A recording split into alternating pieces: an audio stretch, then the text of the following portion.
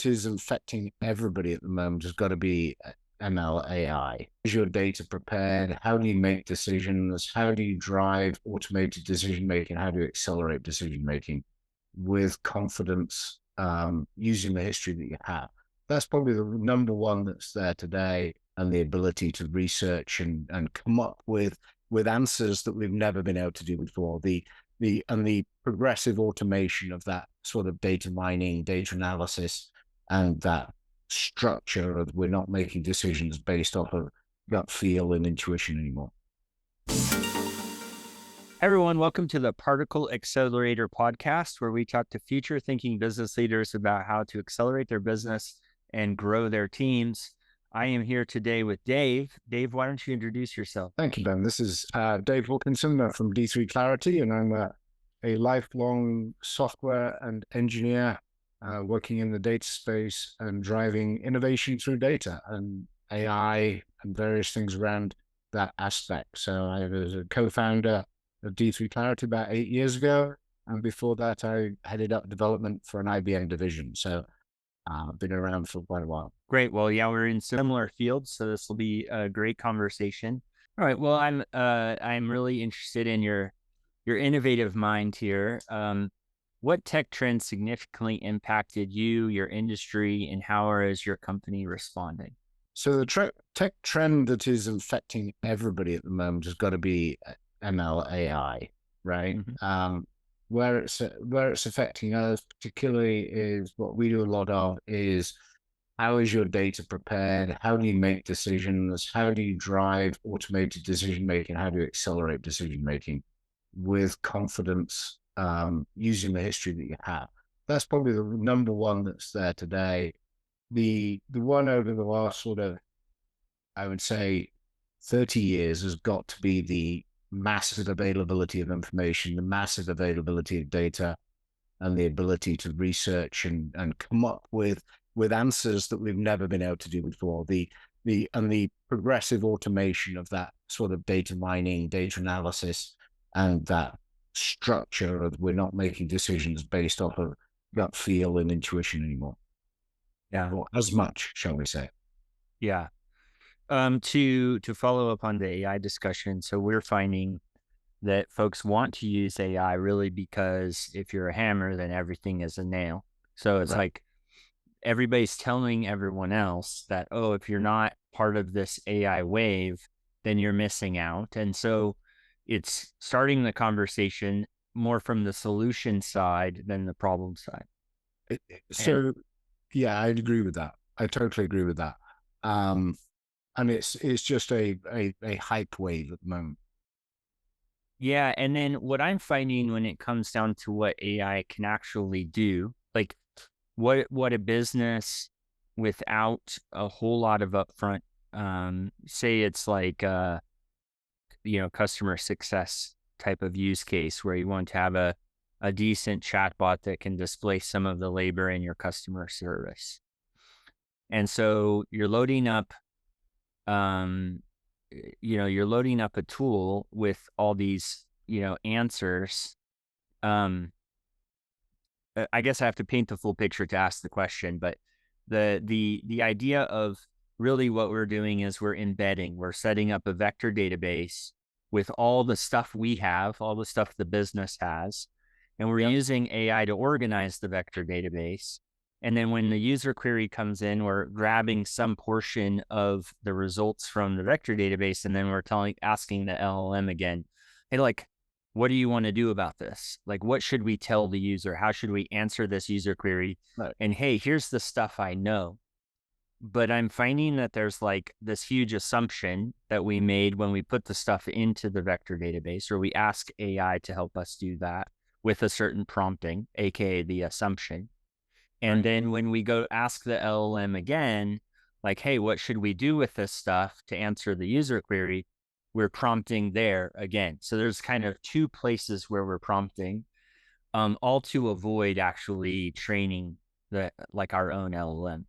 Are you finding that same dynamic, or I know I just went way deep, but no, exactly. I think you're right on the money, and it's pretty superficial. The idea of saying, I'm going to give you a document set or a vector database, and I want you to answer this question based off of this database.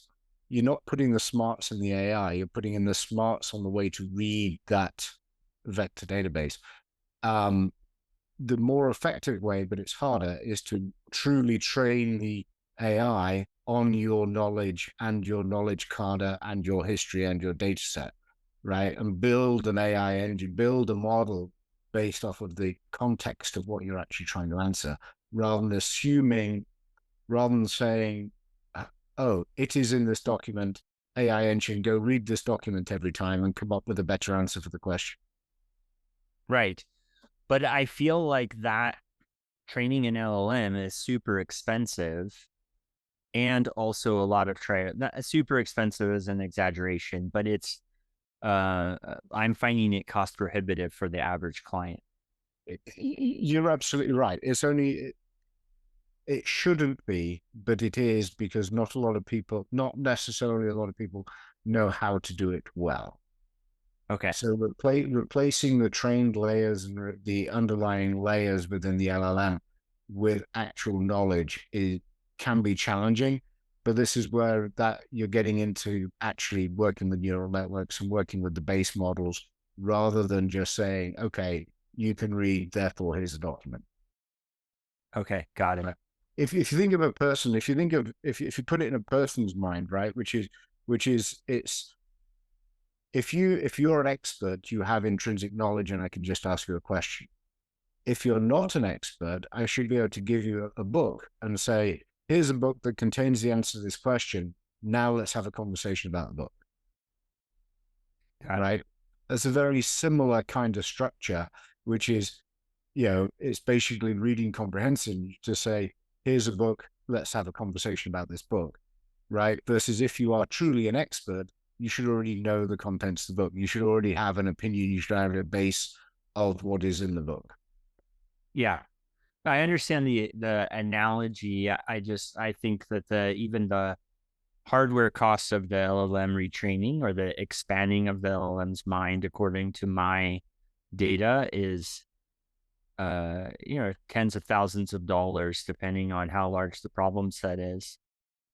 And just to segue off of that, I don't find that the average customer, and I'm making generalizations, which is dangerous, but we're also finding that the collection of significant enough data to correlate and train off of is, every business thinks they have a lot of data because it's become bigger than what a person can handle, but it's a minor amount of data compared to what the LLM needs to be to address all the situations.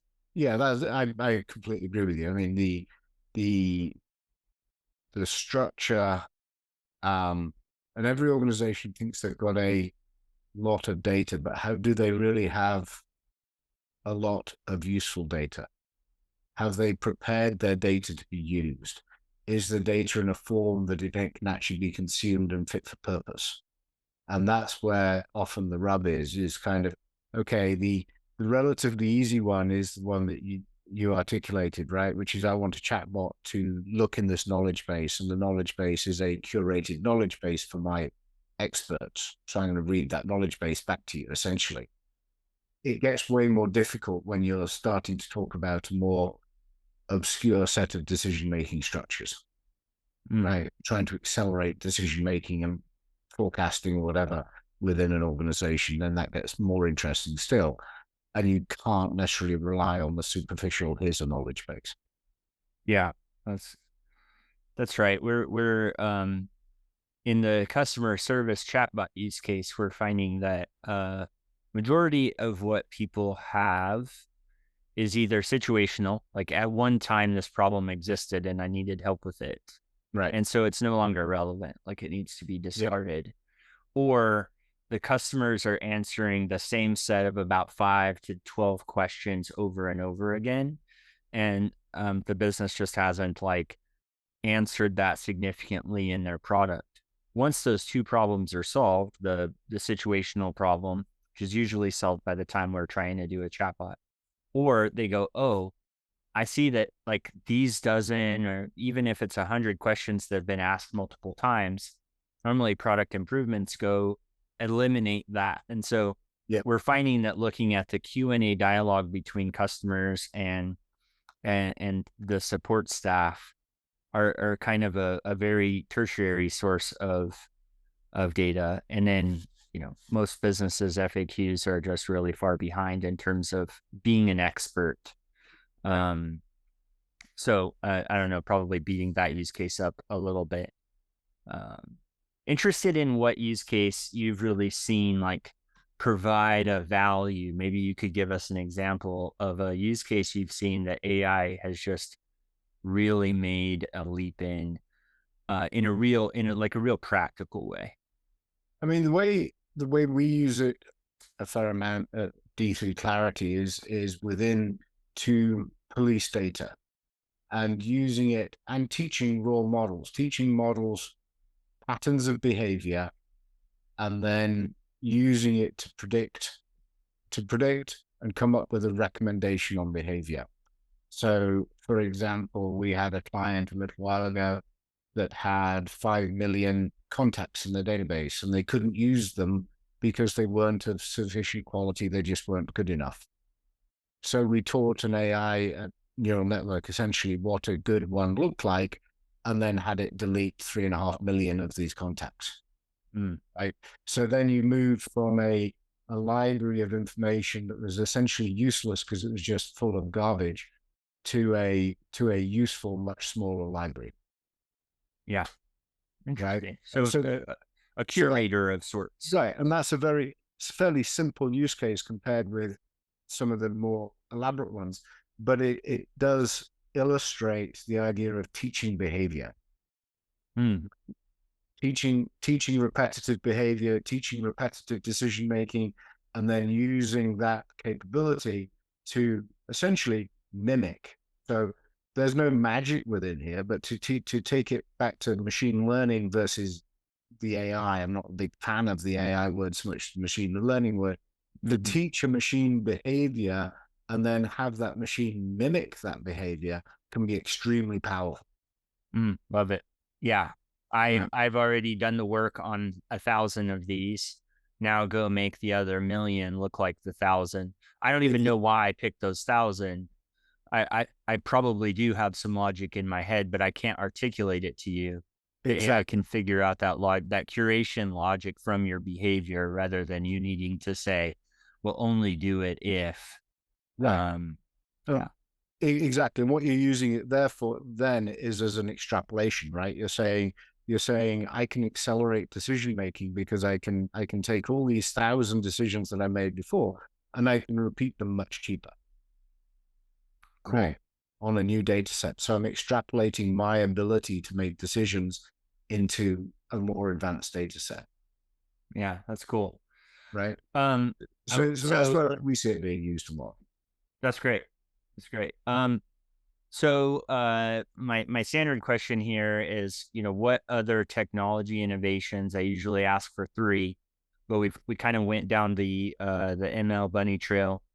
What I'm wondering is, what innovations are you really betting on to drive your business growth? And if that's still AI, but you also mentioned that folks have a ton of data and you're really trying to help them organize it. And so, yeah, what are you depending on to drive business growth? So we're depending on really the wave of more data focused decision making, right?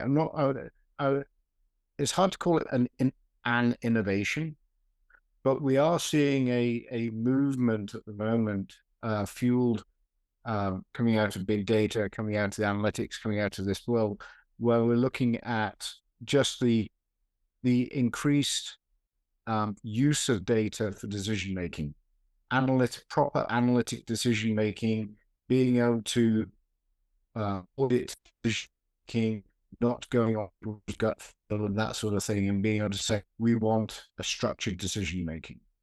So this is a wave that I think we are seeing, and people's demand just in normal life to say, I want to qualify the decisions. I want to look at reviews. I want to understand the history behind this before I go to this restaurant. I don't read the reviews, right?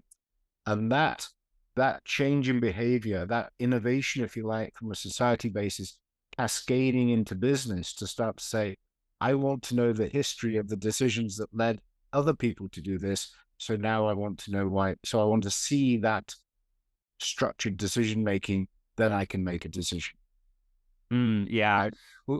Yeah, we're analyzing everything, right? Even in our daily lives, we have our fitness devices to tell us That's to right. analyze our past. And then your assertion here is that now, before I hire someone, I want to know all the people we interviewed and what all their characteristics were. That's right. Whereas a few years ago, maybe we would just give a gut feel, ask a few questions, and make the hiring decision.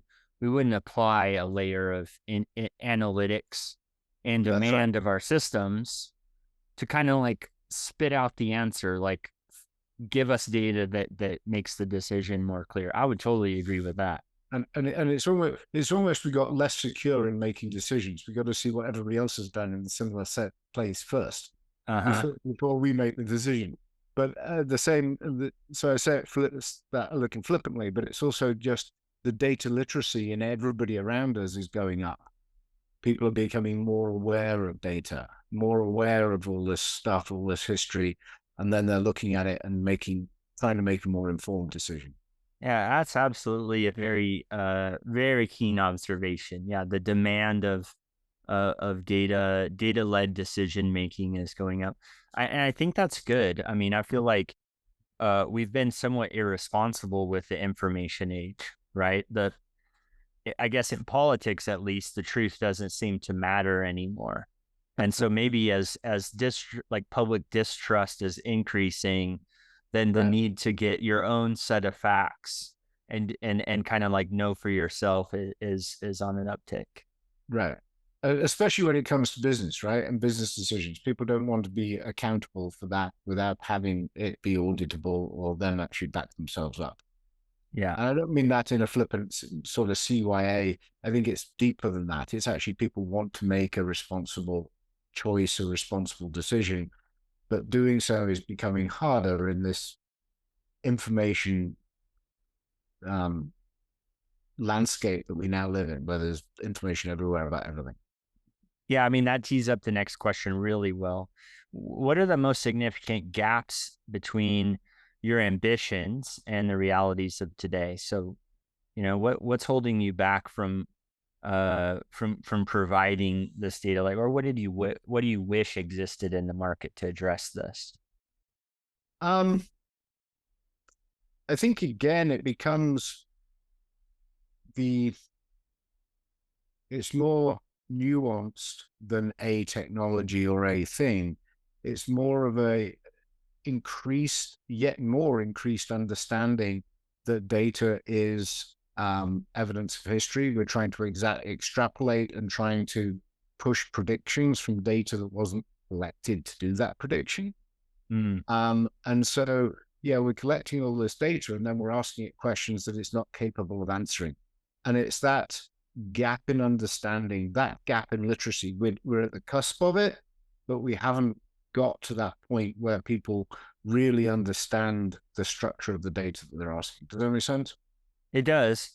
We're trying to use the past to help us make decisions on the future, but we're not really able to um there's other variables that have come in the future. And I often wonder about like first principles thinking, like, is the past really the best thing? I know in like if my product is evolving and moving forward, if I go look at marketing data from a year ago, but I've added 3 or 4 or 5 dozen new features since then is it really that helpful for me to go look at marketing data a year ago? Right. And so I wonder if the rate of change is not too high and too fast to really leverage the past. Like how much past is good past, and then Exactly. How far back can you look and it still be relevant? Is it still relevant?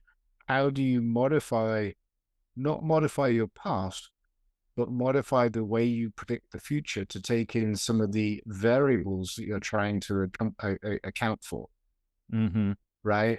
I'm trying to sell to a slightly different demographic. I'm trying to sell to younger people than I've sold to in the past.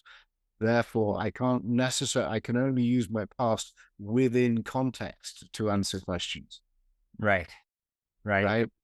And that's a fairly flippant sort of example, but that's the idea. And getting the inherent bias of my past out of my past in order to predict my future and introduce, to a certain extent, a new bias. Right. Yeah, that's a really good point. I mean, where all of our models are based on something from the past. Exactly. I know a lot of folks are struggling with that from COVID. Just it was like such a different, whatever analytics you collected from those years are like pretty much you got to throw them out. So definitely in the following year, it was like a new baseline because we just year over year analytics were not helpful. Yeah. Well, what's the biggest challenge for you to maintain a competitive edge in your industry?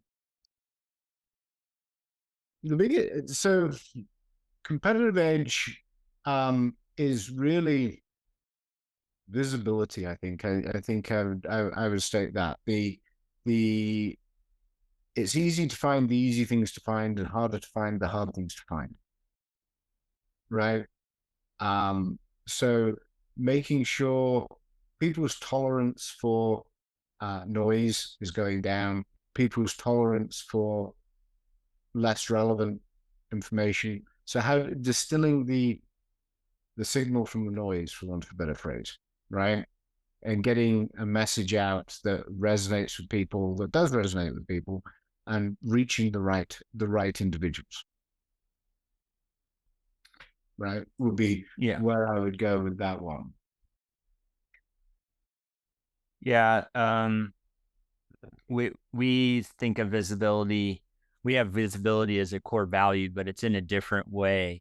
You're kind of like the visibility of insight, and kind of getting to the bottom of that.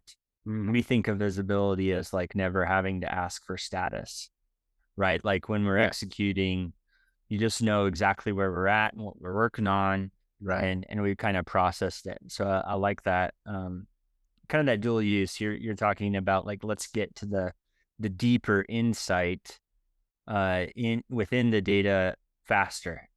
Within the data and within, yes, what you're looking for. How do we find it? How do you distill it? How do you distill what happens?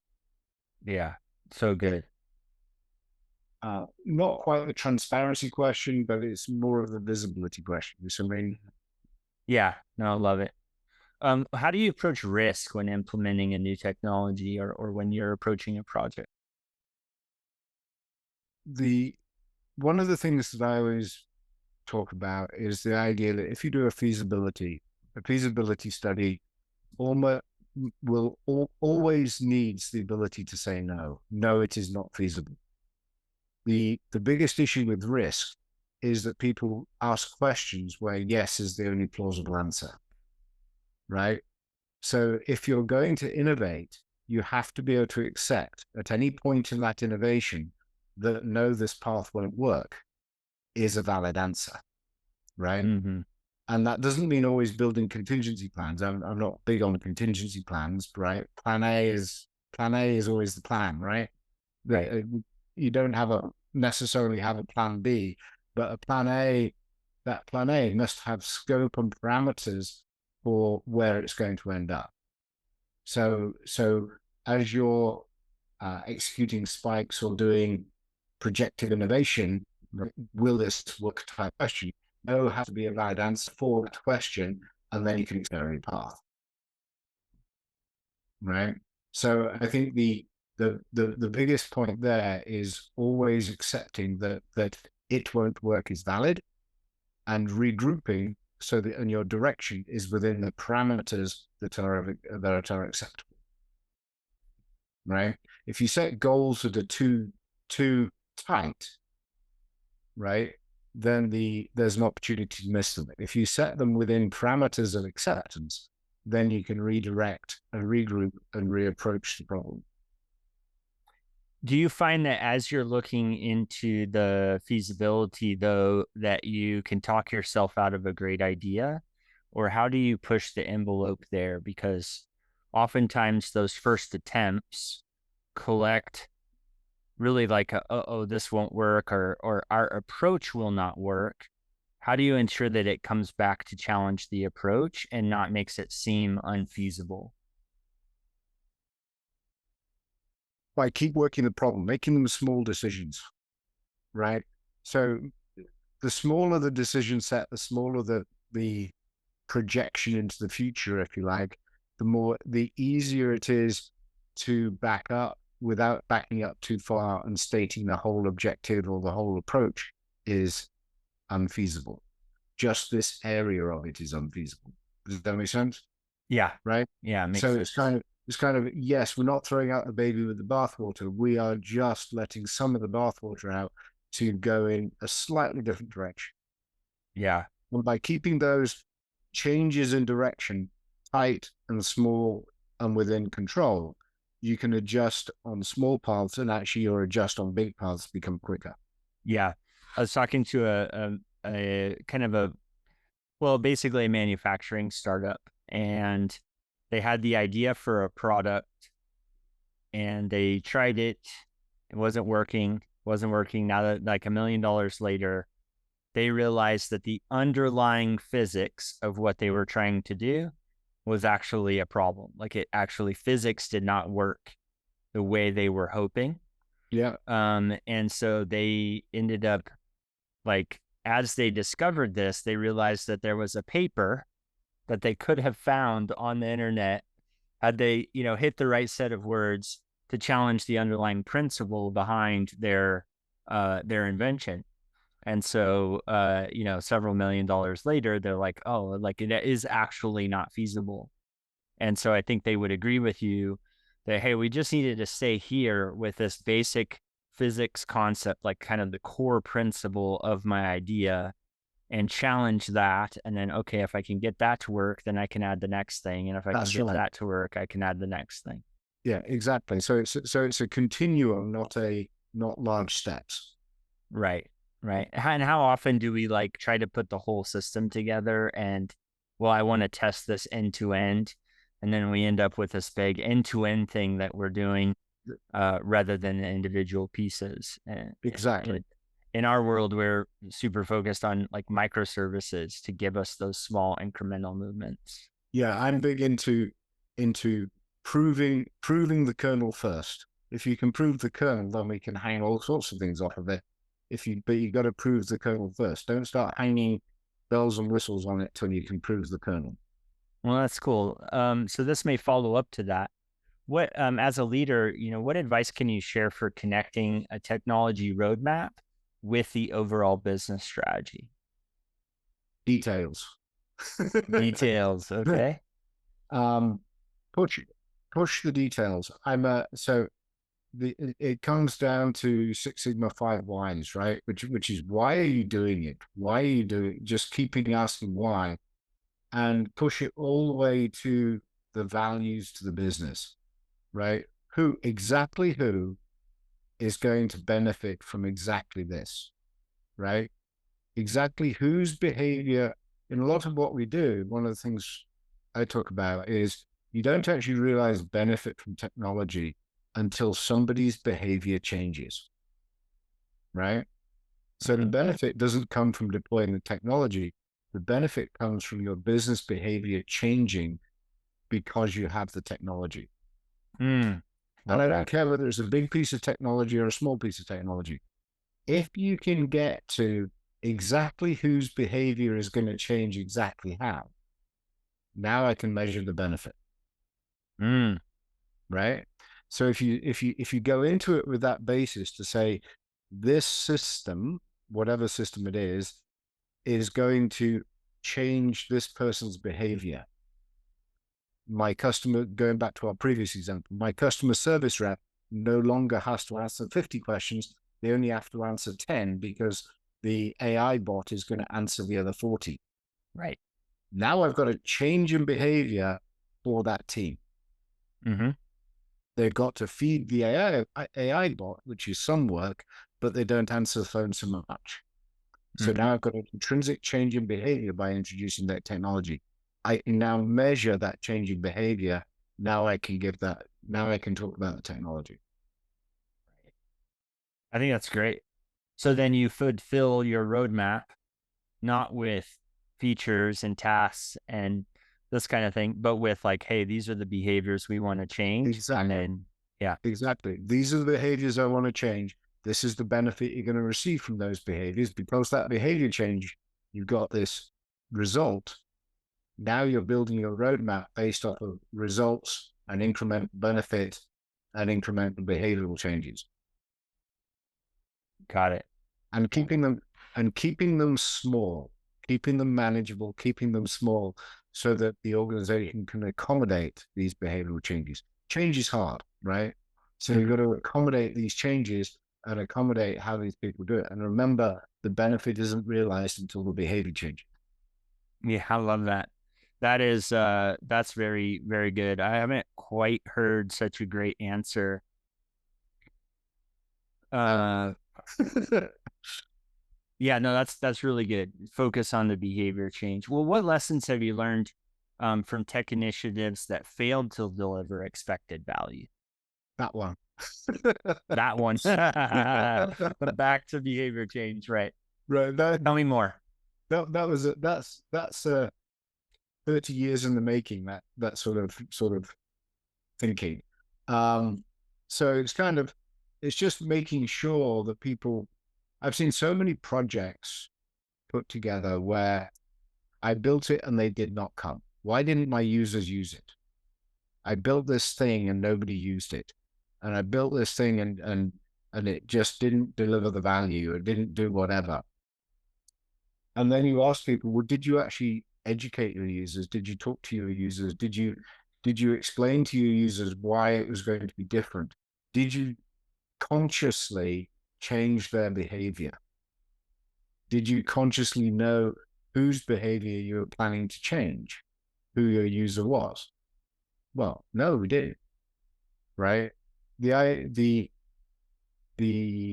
knowledge management systems that we went through in sort of the 90s when we started to do knowledge management and all these wikis and things like that, we really didn't take advantage of them because we didn't change people's behaviors to look in the wiki first or to publish all their knowledge. Right. So we built a knowledge management system and it just became another place to lose stuff. Right. We didn't change people's behavior to start to say, okay, put things in it such that it can be found, not so it can be searched, but so the information can be found. Right. Yeah. Does that make sense?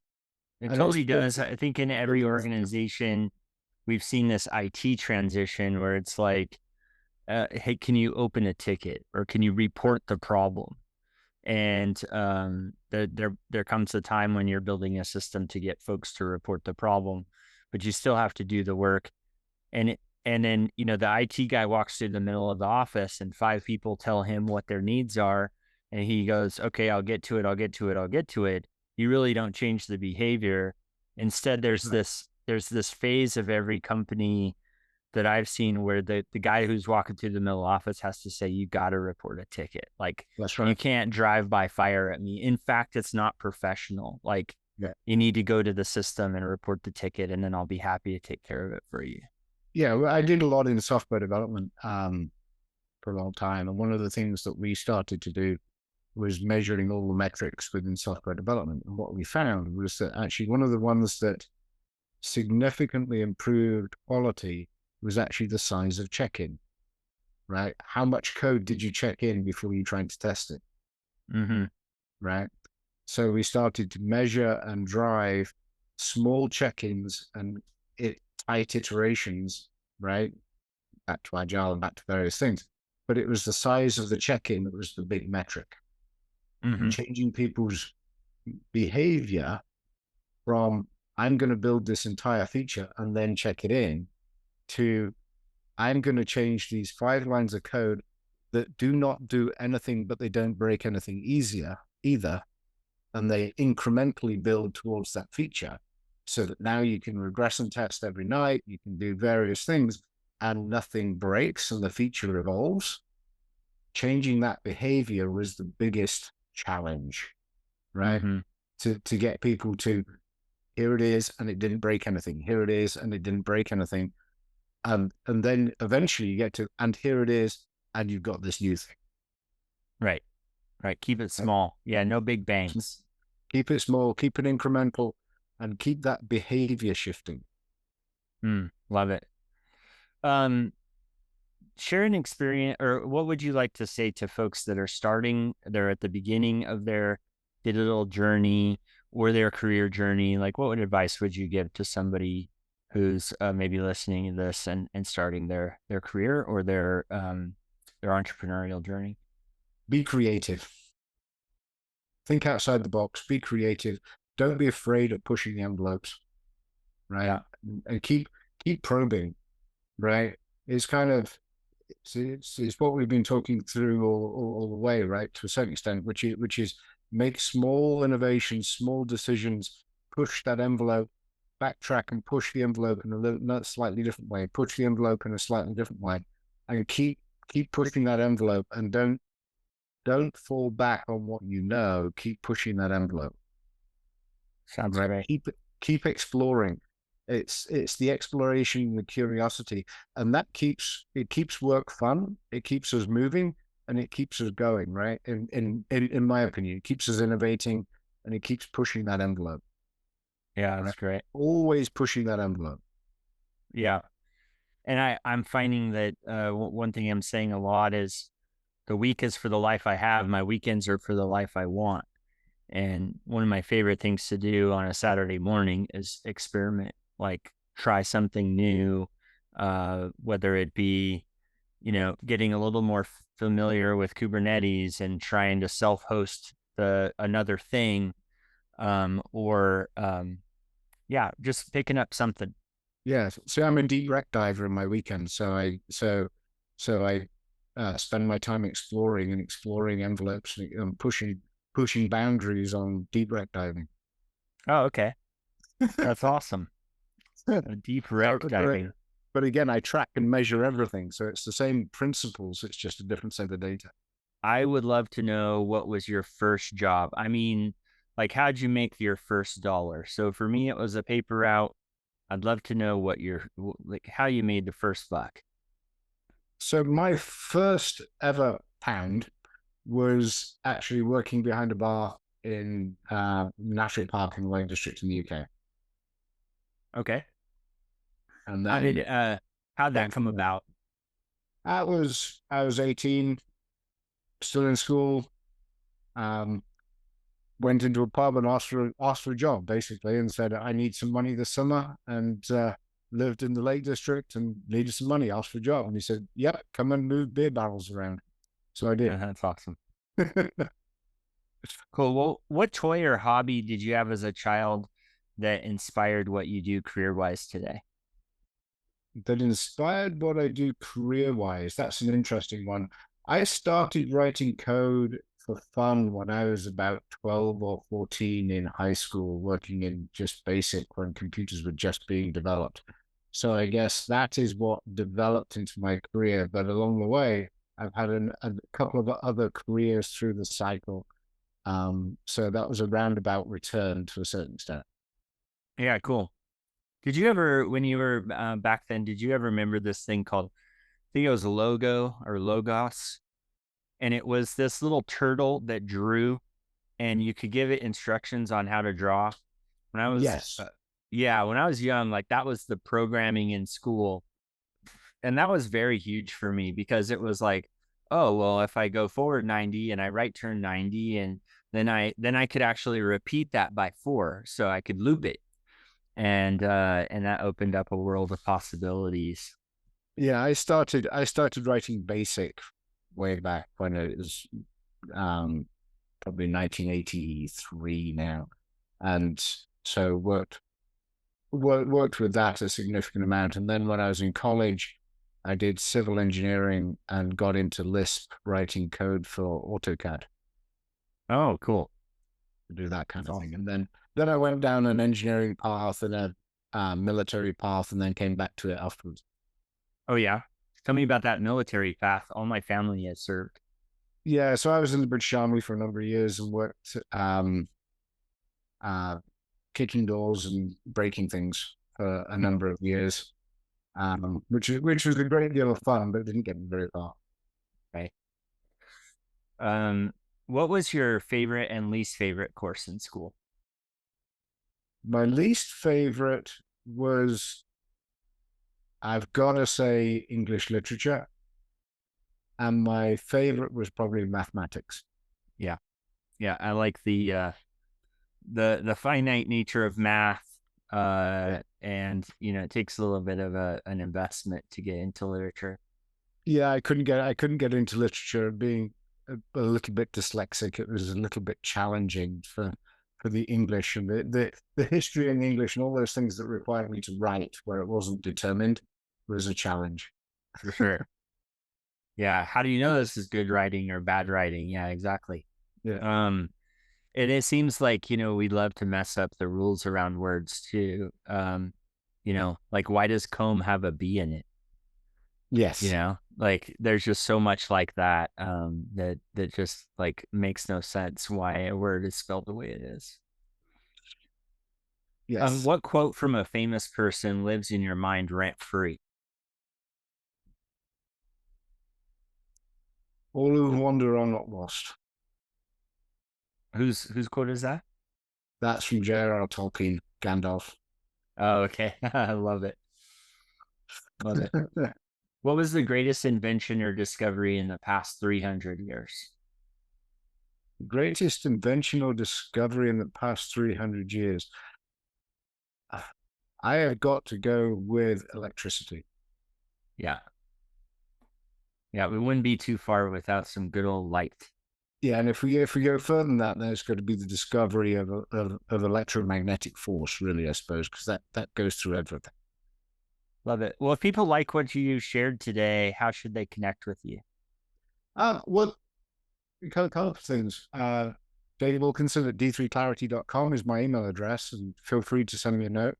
I also host a podcast called Data Dave, Talk Tech with Data Dave, so people can certainly look that up. I do another one where we do a number of interviews with dive deeper with Data Dave, where we go into a particular subject, often with a guest and different discussions. So any one of those things, and I'm on LinkedIn. Just look me up. All right, great. Well, thank you so much for being with us today. I know I've learned a lot, and I'm sure our audience will too. So thank you for being here. Oh, thank you. Thank you very much.